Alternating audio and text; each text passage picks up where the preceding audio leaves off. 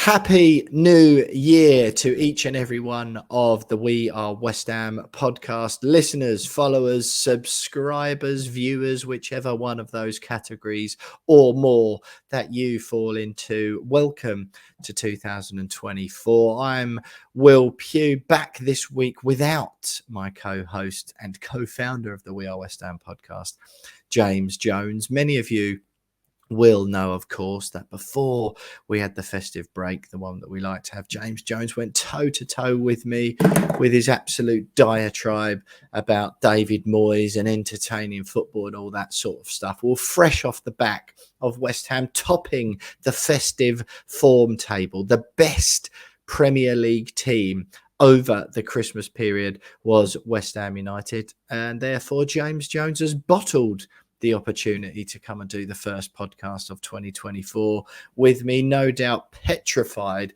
that I will tear his stance to pieces. He's, brave enough. He apparently wasn't too busy to go on Twitter earlier on and have a little jibe at me on social media, but much too busy, it appears, to come and do the first We Are West Ham podcast of 2024 with me, fearful, no doubt, that I will use West Ham's stunning festive campaign, the 2-0 victory at home to Manchester United, the 2-0 victory away at Arsenal. What a historic result that was, and the 0-0 home draw with Brighton, which secured 4 points against the high-flying Seagulls in a season for the first time in more than a decade. Everyone talking and waxing lyrical about how good Brighton are, how good Roberto De Zerbi is. Well, West Ham above them in the league and above 14 other Premier League sides, because we are in 6th position after 20 games. What an achievement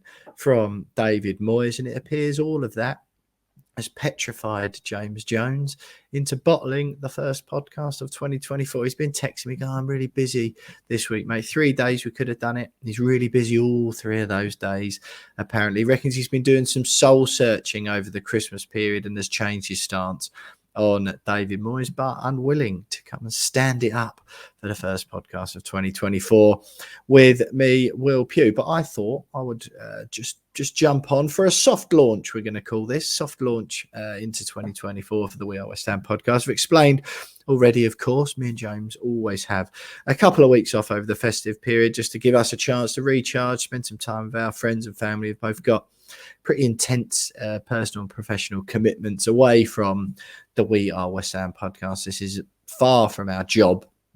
We always make sure that we just take a bit of time away, even though it might seem counterproductive when you're doing a West Ham podcast, because that's when the most football takes place. But that's a decision we make each and every year. So we're glad that you are back joining us. I say us, it is just me. Unfortunately, I didn't want to waste the opportunity or leave it another week before we produced some content for you guys. All this is going to be just a little bit of a ramble from me, really, a bit of a summary about the festive period and about how I'm feeling. And we are also going to have an opposition view with Matt Withers from the Three Peeps in a podcast. Funnily enough, is a big Bristol City fan. Is Matt ahead of Sunday's third round FA Cup clash with City Championship Bristol City at London Stadium, 2:00 kickoff on Sunday. But what a festive period it really has been for West Ham. I honestly, it's been, I've sort of trying to struggle still with the somewhat like internal battles that are going on between supporters. And I've said it before, it's sort of taking away a little bit from me the ability to enjoy West Ham being sixth. I don't want to keep banging the same drum, but I've watched West Ham for such a long time, and for most of that time, it's been absolutely terrible. So, okay, yeah, the football might not be, beautiful or 1970s Brazil or whatever, but let's get it right. It's also not Sam Allardyce, Tony Pulis football we're seeing either. It is a little bit more efficient, but that style of play has led to West Ham winning 10 out of our 20 Premier League games so far this season. 4 of those draws. We're on 34 points. We're basically 4 points off of safety, pretty much. I know people say it's 40 points, but this season, I really can't see anyone that with 38 points going down. That's for sure. Luton in the relegation zone in 18th place. We've got 15 points. So even if they win, that's at the halfway stage. So if you just double that, even if they improve slightly, realistically, what they're going to get 36 at best. So, you know, the amount of campaigns we've had, and last season included domestically, I'm the first person to say that David Moyes saved his campaign last year by winning the Conference League, probably kept himself in a job, but he did win it. I know that's not very sustainable and it's a bit precarious. And at the time we were going, he needs to win the Europa Conference League to keep his job. Well, he did. He fronted up and he did that. I find myself having a lot of conversations recently in person and on social media with people in the more Moyes out brigade, or the Moyes, even some Moyes skeptics who aren't fully in the Moyes out brigade. And one particularly galling one I had in the pub after the Brighton game last night, just around the corner from London Stadium. I'm not going to mention it because it's an absolutely great find. I might have done on the podcast already. But yeah, it's nice and easy to get a beer, nice and comfortable. I don't think many fans know about it yet. So yeah, I'm not going to be mentioning exactly where, but I had a conversation, and you know, all the fallout. There's still some fury about the Liverpool game in the cup. Obviously got a bit of a humping and went out, but it was either side of the Wolves and Manchester United games, of course, in the Premier League. We beat Wolves 3-0 at home in the Premier League, then went and beat Manchester United 2-0 at home in the Premier League the week after that. And the argument put back to me was, and I was basically going, look, this Moyes was vindicated there. You know, he rested some players. We did get humped in that game. But my point being that even if we played our strongest team at Liverpool, chances are we lose anyway. And then that also increases the chances of losing against Manchester United in the Premier League weekend, which didn't happen. We put in a brilliant performance and won 2-0. And what an achievement it is to beat Manchester United. I know they're not as good as previous seasons. I understand that. But they've still got some superb players, and they have still, you know, they're still 8th. They've still won the same amount of games as we have this season. They've just drawn 3 less. So, you know, we're not talking about beating completely like terrible, shambolic opposition. And the argument put back to me was, well, yeah, but what if we didn't win that Man United game? But we did. We did. That's what I was saying. We then went on to beat Arsenal as well. And then the game at Brighton last night, okay, you know, I won't remember that game forever, but that is an excellent point. We've already beaten Brighton away, and I've talked about this all season long on the podcast from the very beginning of the season about being ahead of the curve. And as fans, we all do it, right?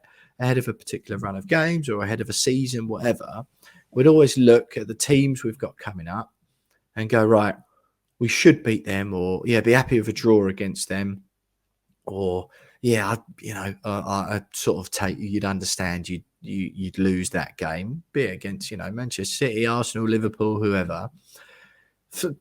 You know, if you've got half a brain in your head, you realise that West Ham are going to lose some games of football in a season. So when you do that, most fans, regardless of what your stance on David Moyes is, most fans, even the more, you know, the more over-expectant supporters of West Ham will look at a lot of the games we've played this season and go, oh, be good to get a draw there, or blimey, what a result that would be if we won. Tottenham away, Arsenal away in the Premier League. Probably, let's be honest, Arsenal at home in the League Cup. We won that as well. Fans up in arms that we lost away at Liverpool. But, you know, we kept those players fresh, and then they came and delivered in the Premier League, which means we're 6th. This season, depending on the performance of other English teams in European competitions, which has been made more difficult by Newcastle and Man United going out, the Premier League, there could be 5 Champions League places up for grabs in the Premier League this year.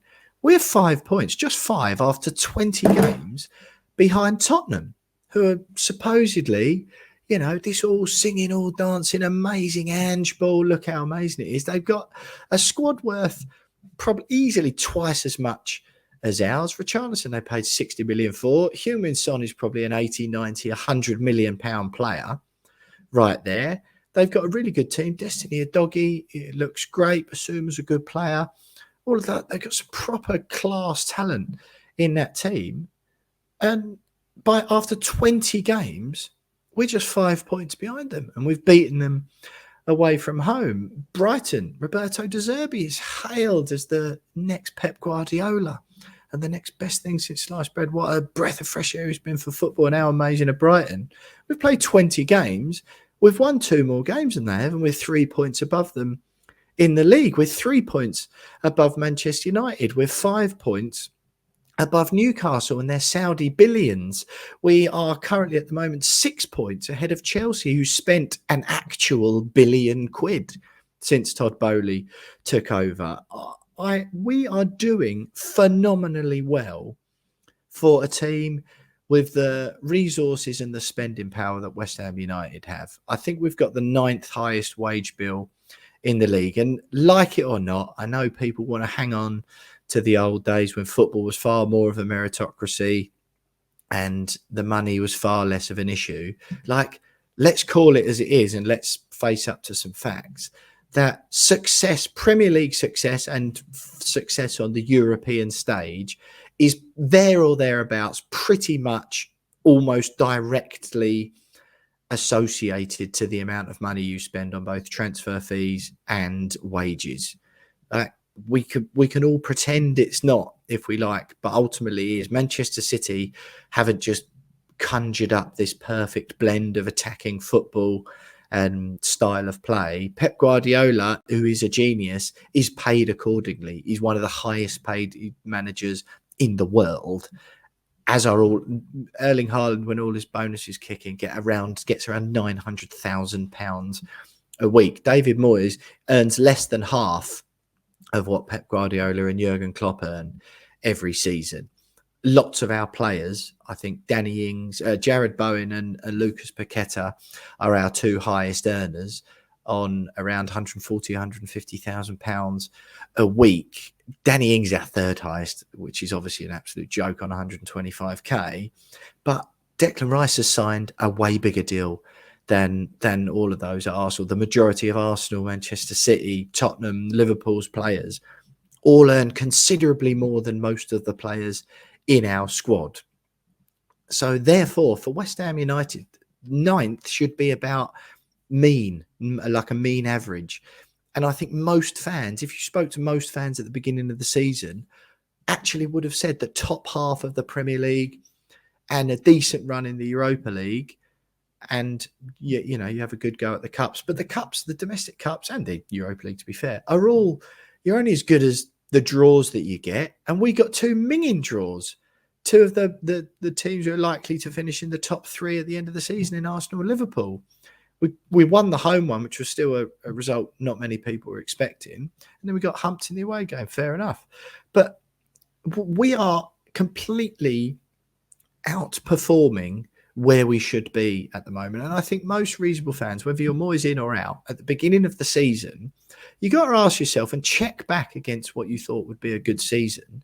If you honestly thought that West Ham would be 6th after 20 games, having beaten Manchester United at home, having beaten Arsenal and Tottenham away. I mean, think about that, really. Arsenal and Tottenham away, really?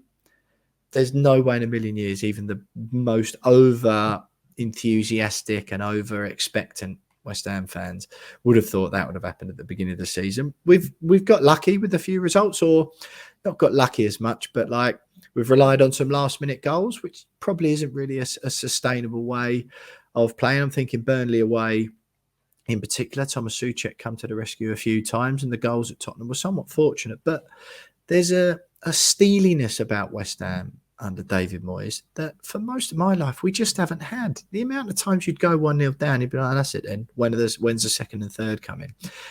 It's a different prospect at the moment, supporting West Ham United. And look, I do understand that lots of supporters have come in, and as in like have become match-going supporters since we moved to London Stadium, right? I appreciate that. So if you're one of those, I do appreciate it's sort of an unreasonable thing for me to expect you to feel the same way I do about West Ham, because you may have only been going since London Stadium. So almost half of your time as a match-going West Ham fan has been more successful.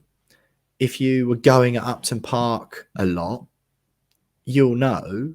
I think my first season was when I was 9. I don't say this that makes me a better fan than anyone. I'm not saying that at all, because everyone has their own reasons why they do or don't go to football or whatever. But I'm just saying it, having gone to the vast majority of home games since I was 9, I'm now 32, and a fairly lumpy chunk of the away games we've played in that period too, I just I'm finding it almost impossible to see how people are so unhappy, or some people are so unhappy and so angry. I have been buoyed and somewhat relieved and pleased to see over the festive period a lot more of the Moyes brigade become a bit more vocal in their support, and a bit more, what is the matter with everyone?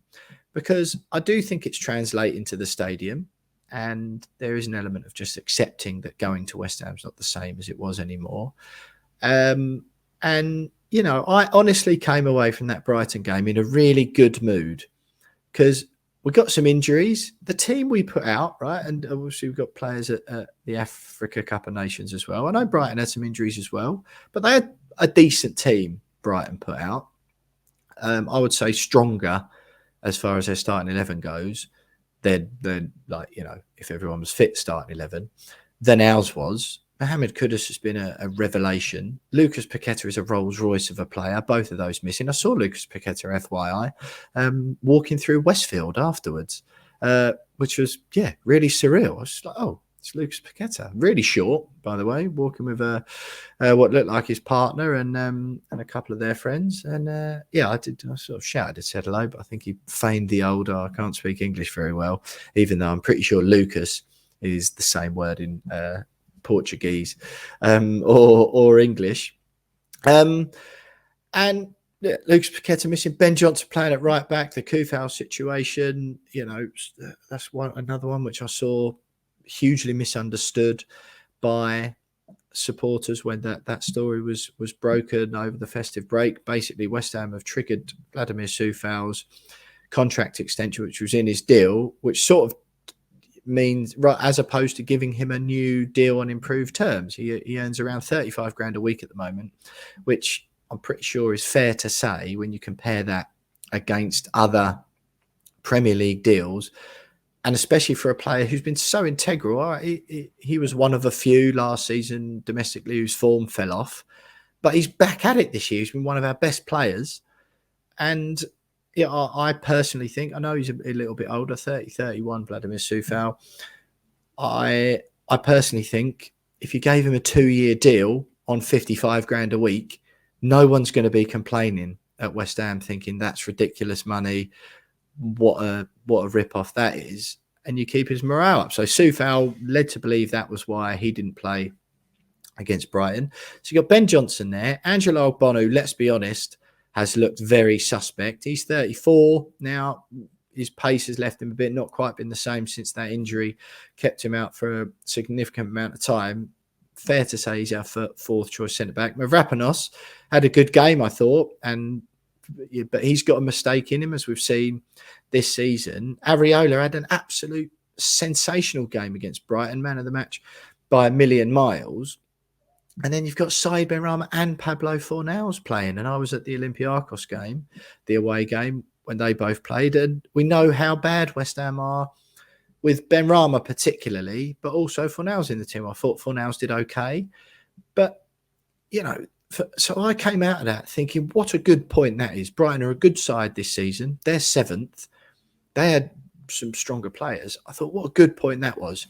Just because I didn't enjoy the game every single minute of every of the match, and I won't remember it. It will be it's a forgettable game of football, that one. But it was still a good point. I was still in a good mood afterwards, and I just don't understand. That is a good point. That's a good, like, another point on the pile. And at the end of the season, these things will matter. We've got a genuine, look, even if there is 5 Champions League places, probably not going to get those, right? But can you remember how excited we all were 4 seasons ago, 3.5 years ago now it would have been, when West Ham were on the verge of getting into the Europa League? Can you remember how excited we all were for that?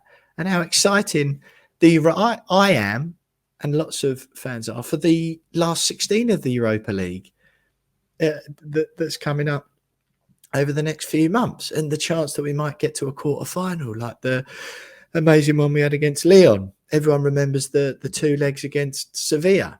Whether you're going to the away games or not, or whether you're just watching the games on telly, they're exciting games, huge occasions. There's a chance that West Ham, we are going to have at least 2 legs.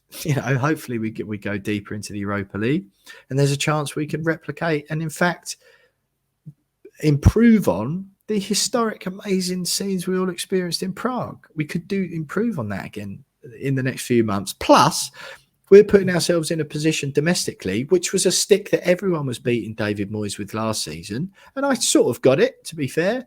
We were poor in the Premier League last year, and everyone was like, look, all right, you've bought yourself another period of time at the helm by winning the Conference League, but you've got to improve it domestically. That's what he's done. And not only have we got a chance to sort of go deep in the Europa League again at the end of this season, we're putting ourselves in a really, really good position to be in the Europa League again, ahead of some of those teams I mentioned. Big spend in Newcastle and Chelsea, who are like backed by vast billions, huge amounts of money, which well eclipse David Sullivan. And Daniel Kretinsky, obviously not a major shareholder, or like a controlling shareholder. But we've got to remember, we don't have to, none of you have to really, but that's what I'm doing. You've got to remember where West Ham are, where they've come from. And I think this idea that if you're genuinely expecting to turn up and watch West Ham play like 1970s Brazil every week, I just think that's really misguided. It's not going to happen. It's not going to happen. But I've spent, as I'm sure lots of you have, a long time now, years and years and years and years and years, turning up to West Ham, watching them play rubbish and losing.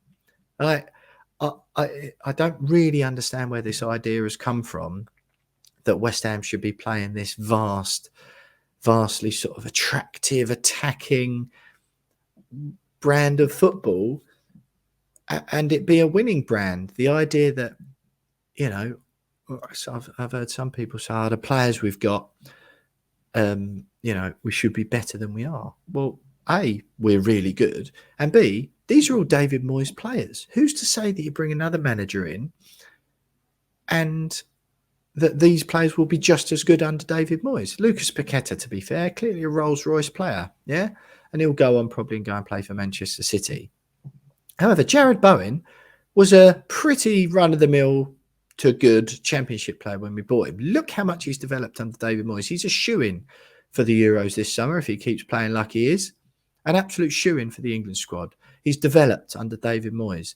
All of these things that I remember fans crying out for such a long time under various shambolic managers. Manuel Pellegrini. It was, just the signings, the recruitment was so terrible. Think of some of the players we signed. These are all the good players we've got at the moment that apparently would be playing so much better under another manager. Our players David Moyes has, even if he's not 100% bought, been involved in the process of signing. The recruitment has got so much better. Not perfect, room for improvement. We still need to buy a striker, but it's been so much better. And I really think if we're just ignoring all of the things and the improvements that the club has made under David Moyes' stewardship compared to all the things we were crying out for as fans under Manuel Pellegrini, under Avram Grant, even look, Slaven Bilic. It was a great season the last season at Upton Park. I loved it. But it was built on a house of cards. The recruitment that summer was embarrassing when we moved to the London Stadium. Like, it's so much better now. And I think there is an element of success on the pitch maybe comes with an element of boredom. Do you think Manchester City fans every week absolutely like can't wait to get to the Etihad when they've got Nottingham Forest at home and they know they're going to win 4-0?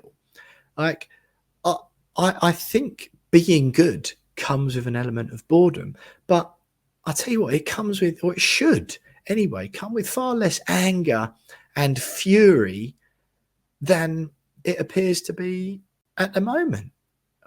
We're sixth in the league. West Ham United are sixth in the league. We've only been good, let's remind ourselves, we've only been good for 3 seasons. And even then, you know, lots of you will remind me that we weren't that good domestically last year, and we relied on our performance in the Conference League for that to be a good season. And I'm with you on that.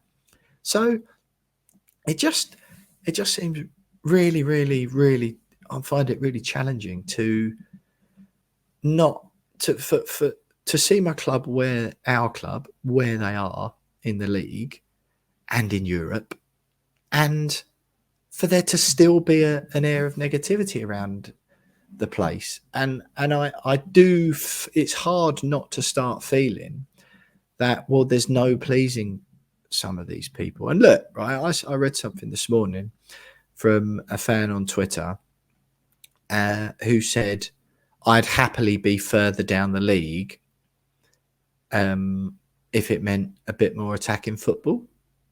And look, if you are in that camp, then A, I'll never understand you, but B, fair enough. Like, you've got an idea about what you want to see, and at least there's an acknowledgement there that if you do let the reins off a little bit or lose a little bit of the, you know, steeliness or more conservative approach that has defined David Moyes' reign, at least there's an acknowledgement with that if you do relinquish some of that, our position in the table and performance in the European competitions is likely to suffer. Me and that person will always be at odds. And if you are of that thought process, we will also be at odds too.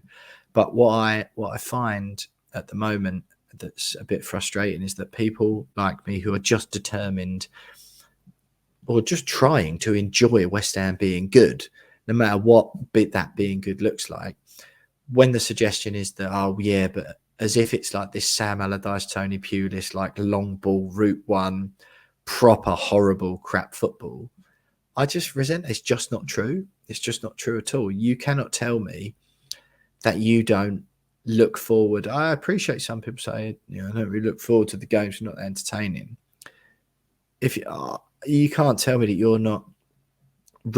don't really look forward to watching Lucas Paqueta every week. You don't look forward to watching Mohamed Kudus do his thing. Now he started doing his thing. Watch Jared Bowen play for West Ham. Watch Emerson. I love Emerson. I think he's absolutely brilliant. Again, you know, plucked from not obscurity, but he was doing nothing really at Chelsea. Didn't really have a future there.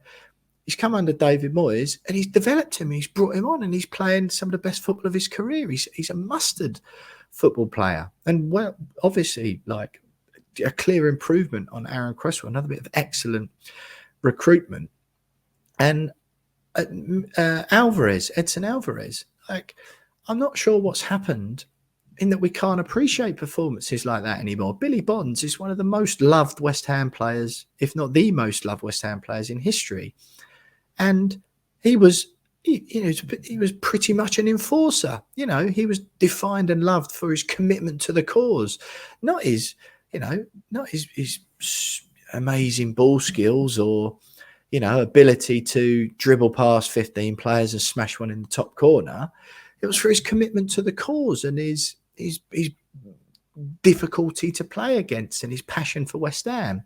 And you've got a player in Edson Alvarez he's a Rolls-Royce player. Again, not quite at the level of Paqueta, of course, but he's mustard. He's really good at what he does. And James Ward-Prowse. We've got someone who's putting in set pieces as good or better than Dimitri Payet was.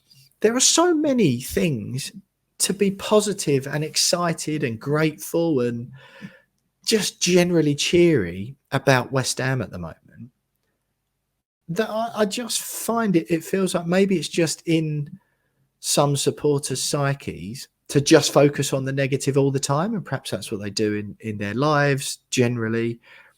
That it's just like, why do we? The football could be better. All right, maybe it could, but then other things would drop off.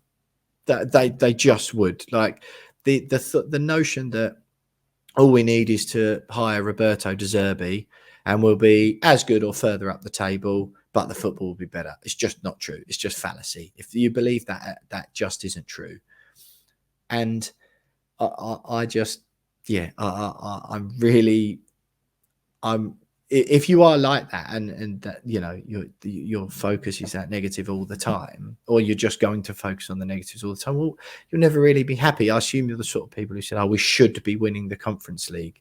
Well, if you go into a season thinking West Ham should be, I think that's the problem with a lot of it. You think West Ham should be coming sixth and should be in domestic cup finals, despite the fact that, like I've said, we're just on money-wise the ninth most likely to be successful team in England, and that we should be in the latter stages of European finals. Well, you'll always forever be disappointed and forever be unhappy about West Ham United. I, for one, am absolutely thrilled where we're at the moment. Not that I don't see some areas for improvement. We need to sign a striker. I genuinely do think that we would be even better than we are if we signed a striker and found a striker that worked in the system. Now, I'm not for a minute going on as if this is some sort of utopia and it's as good as it will ever be, but it's pretty damn close. It's pretty damn close. Football is a game now that's all the formula is pretty straightforward, that the successful teams are the one that spends lots of money. You do have examples, of course, where it's all about how you spend that money, and where, as we've seen this year with Chelsea, Man United, Newcastle, where you have to spend money right and that money can be spent badly. And you do have examples as well, and West Ham are one of them, as are Brighton, as are Aston Villa, where teams perform way above their spend. But ultimately, the team that wins the league this year is likely to be Liverpool or Manchester City, whose wages are two of the biggest in the Premier League. The next closest thing will probably be Arsenal. And then we're in the mix with the rest of them. If Aston Villa can sustain it, brilliant. And if Aston Villa manage to finish second, where they are at the moment after 20 games, then that'll be up there with a Leicester City achievement. Not as big as that, of course, or as historic or as incredible. But West Ham finishing sixth place in the league and going deep in the Europa League again will be excellent. And look, if the way we're going about it isn't ideal, then okay.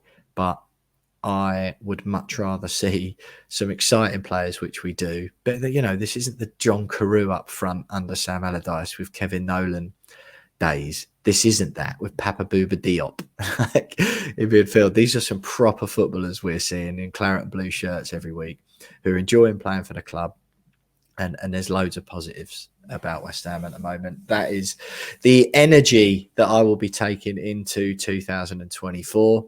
That's the energy I'll be taking into the rest of the Premier League campaign. I was thrilled to beat Arsenal, thrilled to beat Manchester United, and quite frankly, I was pretty pleased with a 0-0 draw against Brighton too. Could it have been better? Yeah. But once you take in all the necessary context, including our team selection and the results that had gone before over the festive period, were we still and are we still above the trend line of where fans thought we should be? Hell yes, we are. We are literally top of the festive form period, the festive form table.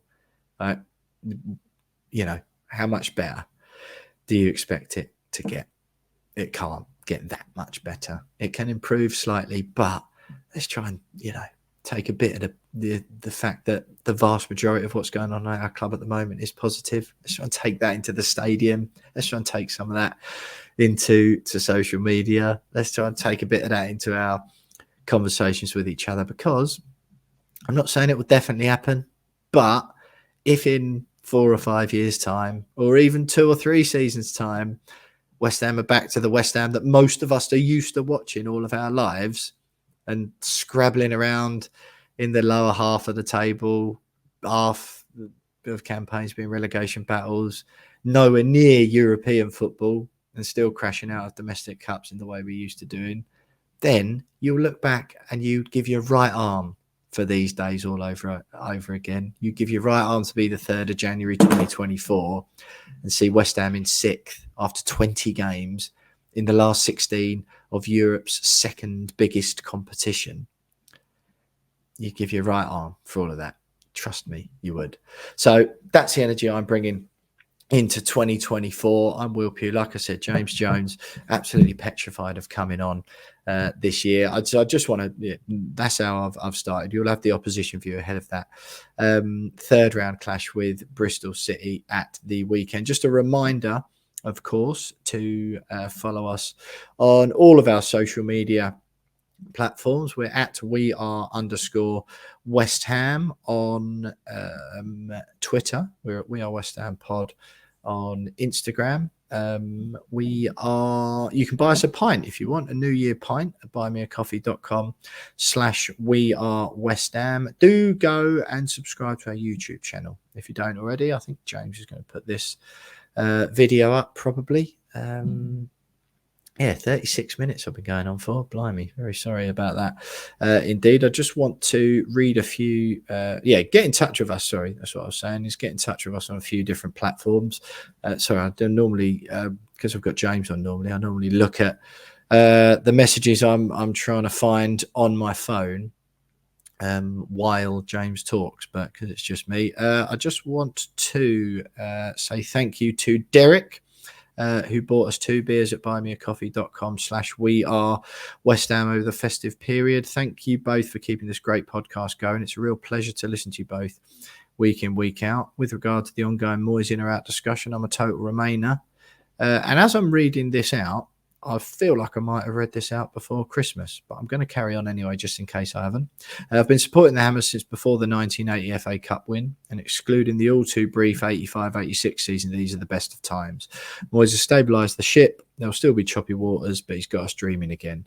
He's made the front line of Bowen, Kudus and Paqueta a real force, and other players such as Souček finding form again and bedding in nicely now like Alvarez.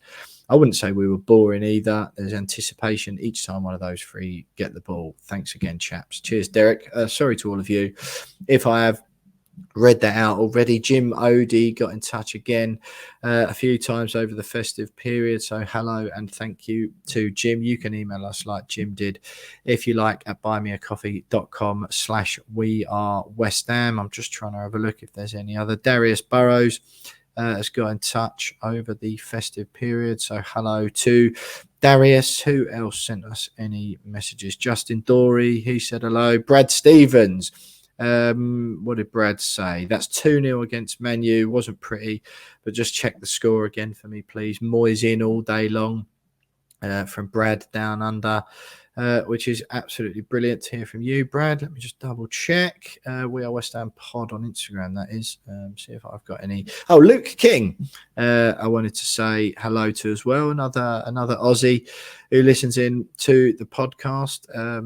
He said, on a happier note, what a time to be a Hammer. Such a great Christmas beating Man U and Arsenal. We've got good players, managers on form. Happy to see that David Moyes is looking to extend.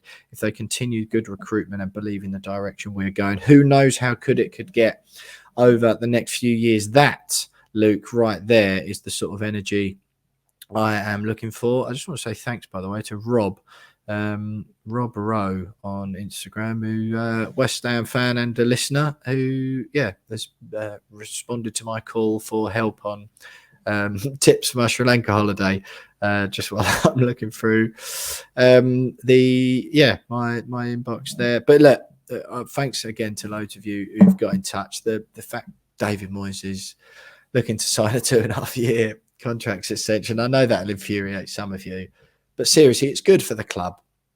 What are the owners going to do? Why would they risk it? Why would they risk it? If it gets bad again and the house of cards falls to bits, I'll be there saying, yeah, it's time for him to move on. I've been close to saying that a couple of times, this season and or less so this season, but last. But more of it is sort of because of how do you think it must feel for David Moyes on the touchline to sort of, feel from the fan base, he's given us the best of times and the best performances in the league and in Europe that we've ever seen, or that certainly I've ever seen. I'm not speaking for people who are older than me who have obviously seen us be good in the 80s and the 60s, perhaps before that, and 75 when we won the FA Cup, of course. But he's probably, David Moyes, in the last 3 decades, basically, has given West Ham the most successful period of success, or the most sustained period of success. And he's sitting there and probably sees a lot of it, hears a lot of it on the radio, sees some of it on social media. I can't imagine David Moyes got Twitter, and feels that energy in the stadium, that sort of, ungrateful, angry, furious energy. And look, he knows his stuff. He's managed hundreds of games in the Premier League. I just feel he should be getting a lot more credit, a lot more appreciation from fans of this club than he has been. And I think, to sort of give him the grief he's been getting just because his style of play is not quite that good, quite as, I don't know, is it as good as what you've seen before? What are you comparing it to? Like, what are you looking back at going, I wish we were, Bilic probably? Bilic last season at Upton Park. Again, it wasn't sustainable, that. It was brilliant, and we saw that it wasn't a sustainable long-term approach. Pardew before that, is it the football you're after? Alan Pardew, that was good. What do you want? Kerbishley back? We'll be really good under Kerbishley. We're really good under Zola. No, not particularly. I'm not even going to, not even worth mentioning the names Allardyce and Avram Grant. I know if you're just comparing it to Manchester City or Liverpool, then you're always going to be infuriated, I think. Look, thanks everyone for getting in touch. Thanks for listening. We hope you listen again this season. David Moyes looking like he's going to sign. West Ham 6th. I can't wait for the Europa League campaign. But before all that, James Jones will be back next week. The yellow-bellied coward, not willing to come and debate how good West Ham have been over the Christmas period. Absolutely petrified of it. Bless him. But he assures me he's been doing some soul searching, so you hear from Jonesy next week.